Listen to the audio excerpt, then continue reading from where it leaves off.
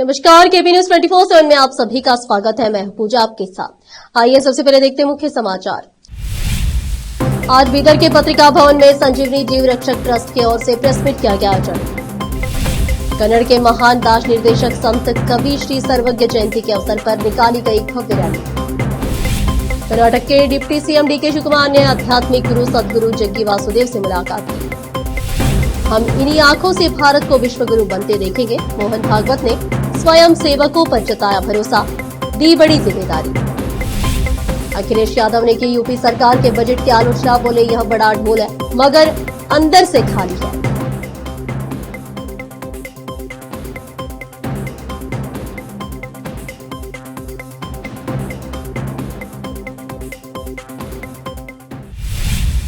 अब समाचार विस्तार से।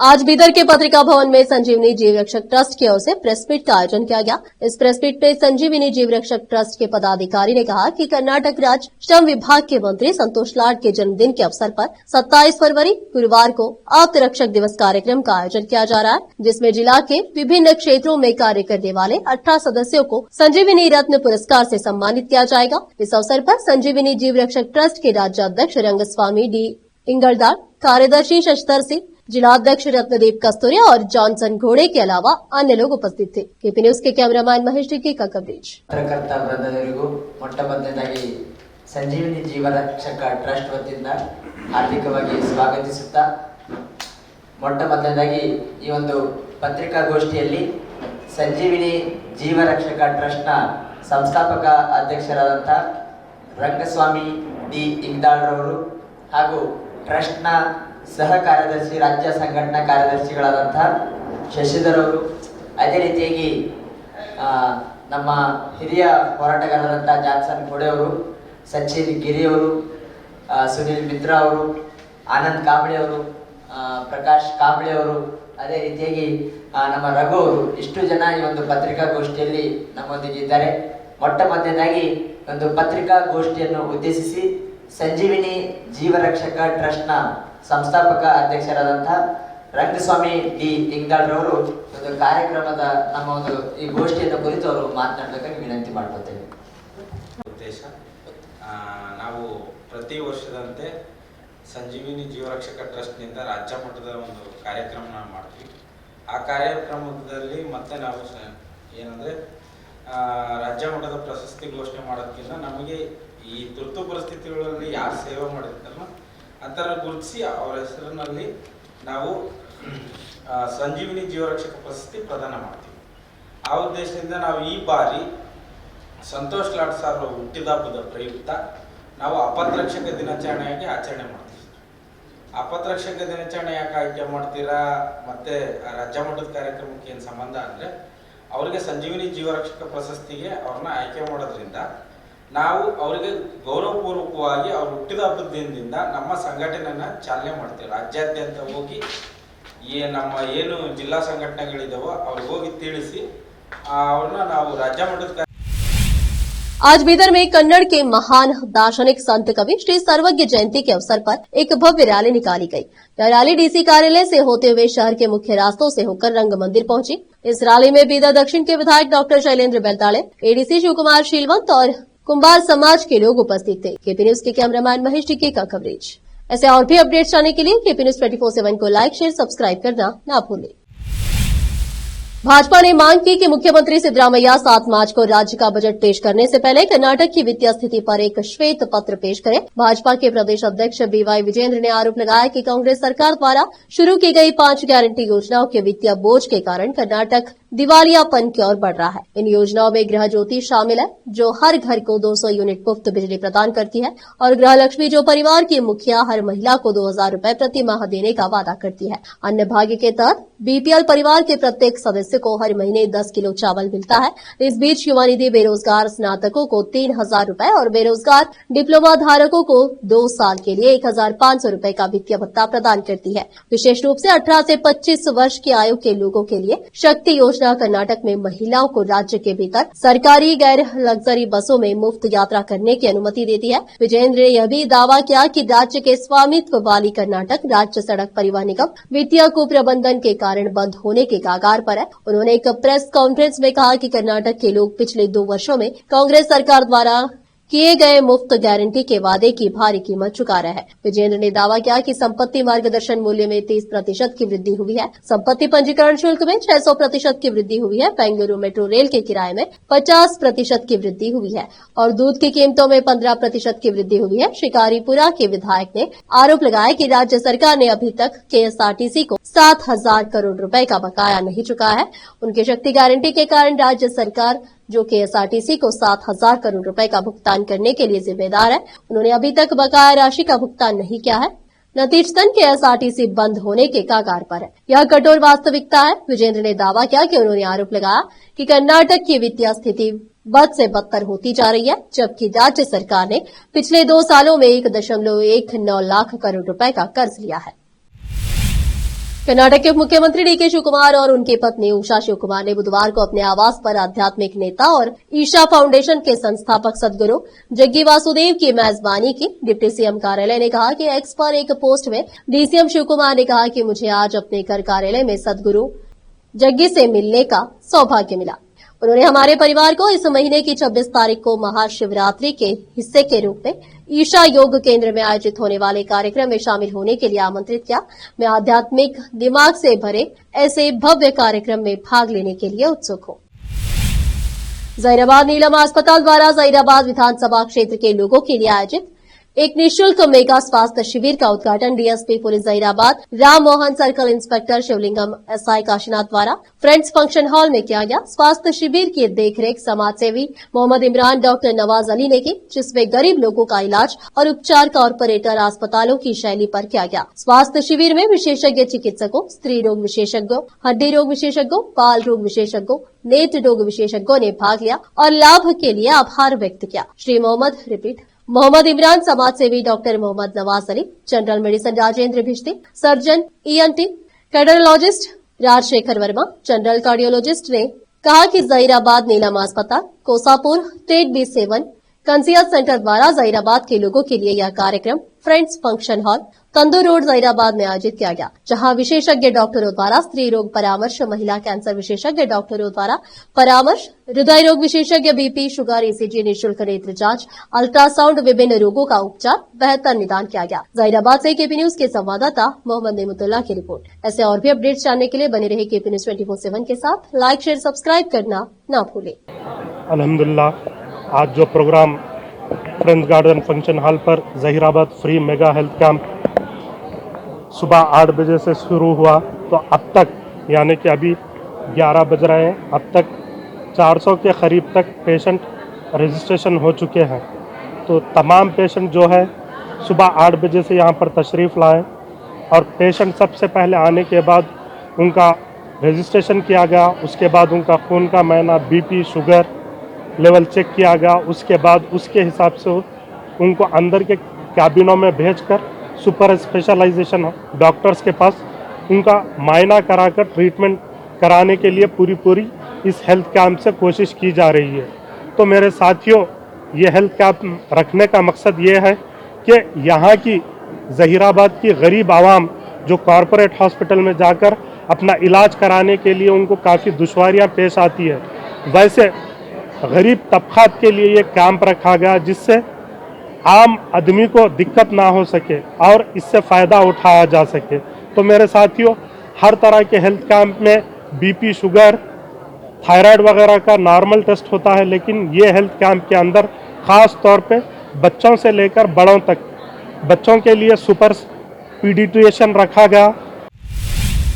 कोराटला में महाराष्ट्र के वीर सपूत और धर्मनिरपेक्ष शासक छत्रपति शिवाजी महाराज की जयंती के अवसर पर यूनाइटेड मुस्लिम अल्पसंख्यक अधिकार संगठन के तत्वावधान में एक विशेष कार्यक्रम का आयोजन किया गया। समारोह में बड़ी संख्या में हिंदू और मुस्लिम धार्मिक नेताओं, सामुदायिक नेताओं और युवाओं ने भाग लिया। उन्होंने छत्रपति शिवाजी महाराज के चित्र पर पुष्प अर्पित किए और उनकी सेवाओं को याद किया। इस अवसर पर United Muslim Minority Rights Organisation के प्रदेश कार्यकारी अध्यक्ष मोहम्मद मुजाहिद ने कहा कि शिवाजी महाराज सही मायने में एक धर्मनिरपेक्ष शासक थे। उनके शासनकाल में मुसलमानों को बराबर का दर्जा दिया गया था। शिवाजी के शासनकाल में मुस्लिम सैनिकों और अधिकारियों ने अहम भूमिका निभाई थी। मुजाहिद ने कहा कि शिवाजी महाराज ने मस्जिदों को नुकसान नहीं पहुंचाया और कुरान का सम्मान किया। केपी न्यूज के संवाददाता मोहम्मद यूनुस की रिपोर्ट। अब फिलहाल लेते हैं छोटा सा ब्रेक।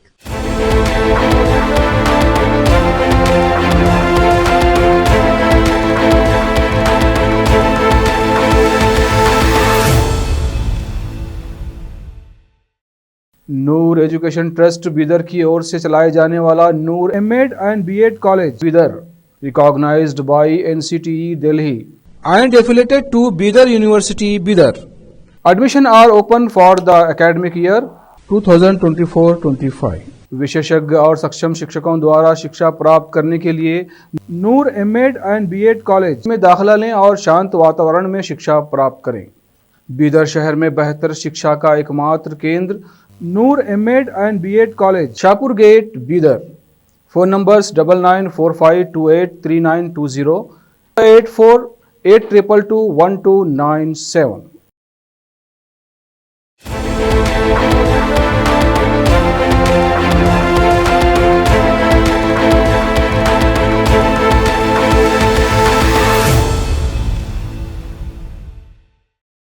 ब्रेक के बाद आप सभी का स्वागत है। आइए देखते हैं देश के अन्य समाचार। राष्ट्रीय स्वयंसेवक संघ के सरसंघ चालक डॉक्टर मोहन भागवत ने झंडेवालन में पुनर्निर्मित केशव कुंज के प्रवेशोत्सव कार्यक्रम में कहा कि देश में संघ कार्य गति पकड़ रहा है, व्यापक हो रहा है। आज जिस पुनर्निर्मित भवन का यह प्रवेशोत्सव है, उसकी भव्यता के अनुरूप ही हमें संघ कार्य का स्वरूप भव्य बनाना है और हमारे कार्य से उसकी अनुभूति होनी चाहिए। यह कार्य पूरे विश्व तक जाएगा और भारत को विश्व गुरु के पद पर आसीन करेगा, ऐसा हमें पूर्ण विश्वास है और हम अपनी इसी देर इन्हीं आंखों से बनते देखेंगे। यह विश्वास है, लेकिन संघ के स्वयं सेवकों को इसके लिए पुरुषार्थ करना होगा। हमें इसके लिए कार्य को सतत विस्तार देना होगा। उन्होंने कहा कि आज संघ के विभिन्न आयामों के माध्यम से संघ कार्य का विस्तार हो रहा है, इसीलिए अपेक्षा है कि संघ के स्वयं सेवक के व्यवहार में सामर्थ्य, शुचिता बनी रहे। आज संघ की दशा बदली है, लेकिन दिशा नहीं बदलनी चाहिए। समृद्धि की आवश्यकता है, जितना आवश्यक है उतना वैभव होना भी चाहिए, लेकिन ऐसा मर्यादा में रहकर होना चाहिए। केशव स्मारक समिति का यह पुनर्निर्मित भवन भव्य है, इसकी भव्यता के अनुरूप ही कार्य खड़ा करना होगा।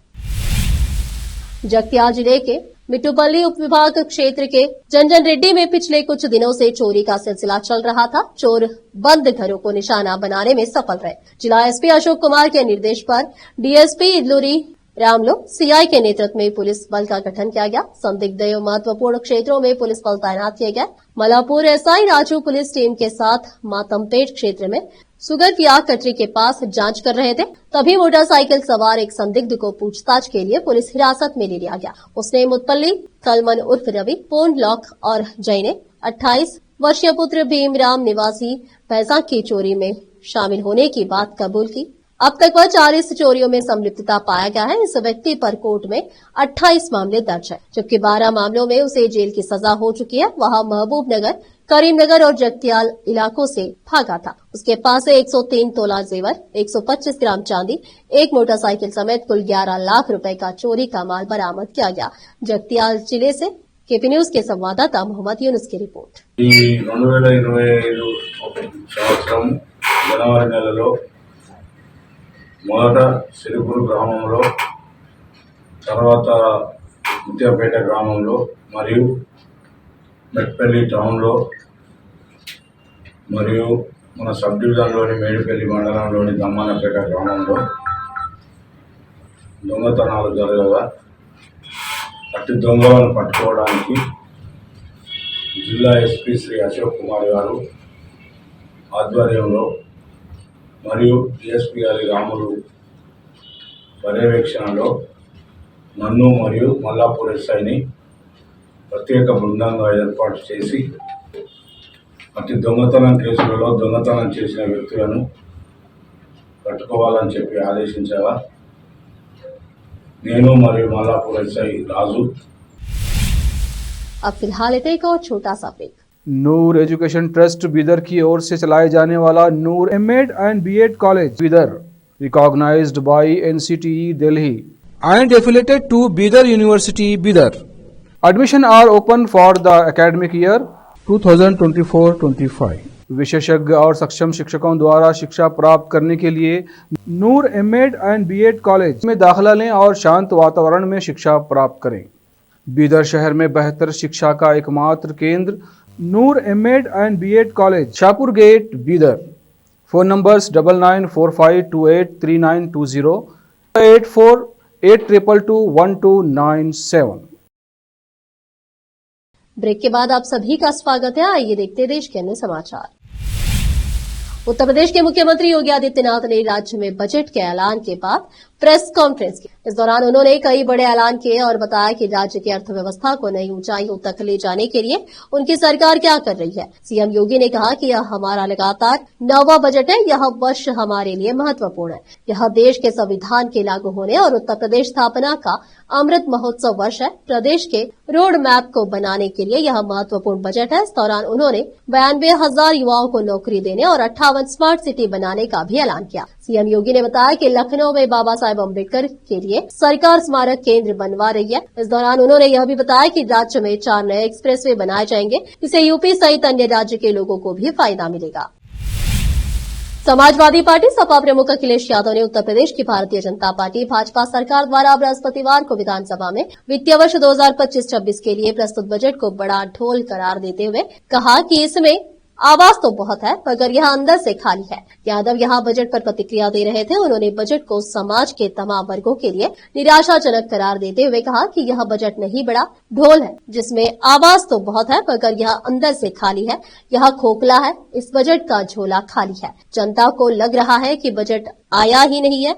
वह पूछ रही है कि प्रवचन तो आ गया लेकिन बजट कब आएगा। उन्होंने एक संवाददाता सम्मेलन में कहा कि बजट देखकर किसानों की उम्मीदों का खेत सूख गया है। बजट देखकर महिलाओं के माथे पर घर चलाने की चिंता की लकीरें और बढ़ गई है। बजट देखकर बेरोजगारों की आंखों के सामने अंधेरा छा गया है। व्यापारियों और दुकानदारों पर मंदी की मार और गहरा गई है। यादव ने भाजपा विधायकों और मंत्रियों पर तंज कसते हुए कहा है जो वहां विधानसभा सदन में मेजें पीट रहे हैं। बजट देखकर भाजपा के उन मंत्रियों और विधायकों के गले सूख गए हैं क्योंकि अपने विभागों और विधानसभा क्षेत्रों में तो उन्हें ही महंगाई और बेरोजगारी के सवालों का सामना करना पड़ेगा।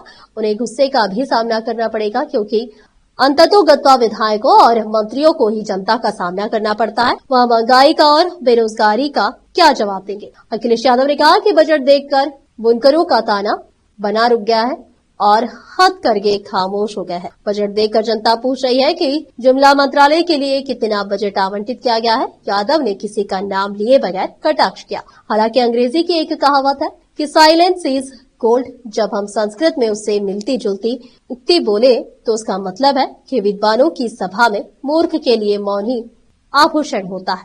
उन्होंने कहा कि सरकार के पिछले कई बजट को अगर देखें तो यह जो बजट है उसका इनके भाजपा के घोषणा पत्र से कोई तालमेल नहीं है। इस बजट का और इससे पहले के बजट का भी कोई फोकस नहीं रहा। बिना विजन के बजट पेश किए गए हैं। सरकार का कोई रोड मैप तैयार नहीं था कि किस दिशा में उत्तर प्रदेश को ले जाना है और पिछले तमाम बजट में कोई स्पष्टता नहीं है।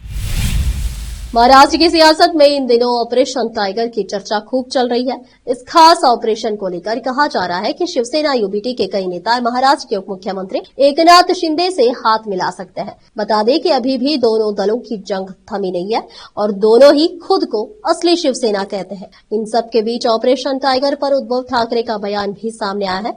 उद्धव ने खुद को झटका लगने की बात पर कहा है कि मेरी हालात जापान जैसी हो गई है। रोज झटके पर झटके लग रहे हैं। अब मैं झटका पुरुष हो गया हूँ। मातोश्री पर शिव सैनिकों को संबोधित करते हुए उद्धव ठाकरे ने कहा कि देखते हैं कौन कितने झटके देता है, लेकिन जब हम झटका देंगे तो ये दिखेंगे नहीं। बिना नाम लिए शिंदे पर निशाना साधते हुए उद्धव ने कहा कि मेरी हालात जापान जैसी हो गई है। जापान का आपको पता नहीं है। ऐसा कहते हैं कि अगर किसी दिन जापान में भूकंप का झटका नहीं आता है तो लोग हैरान हो जाते हैं। उसी तरह रोज उद्धव ठाकरे को झटके पर झटका।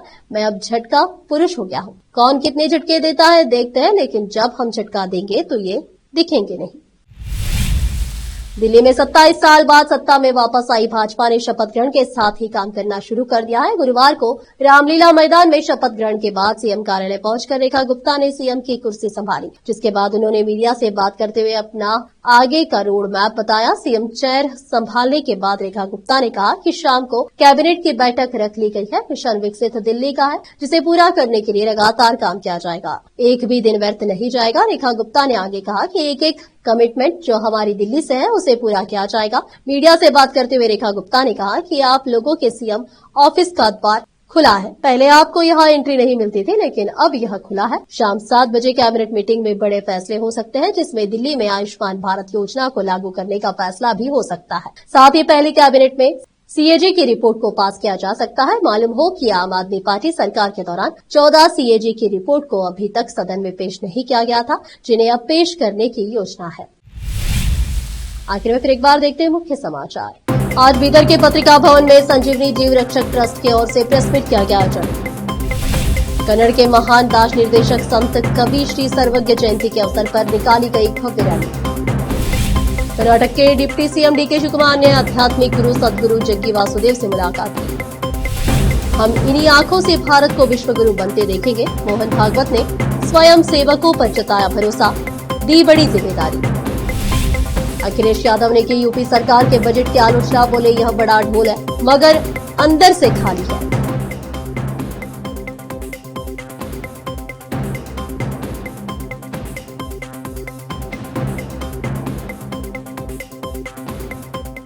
केपी न्यूज में इस वक्त के लिए इतना ही। देश प्रदेश के समाचारों के लिए देखते रहिए आपका अपना चैनल केपी न्यूज 24/7। धन्यवाद। देश प्रदेश और स्थानीय समाचारों के लिए केपी न्यूज 24/7 को लाइक, शेयर एंड सब्सक्राइब जरूर करें।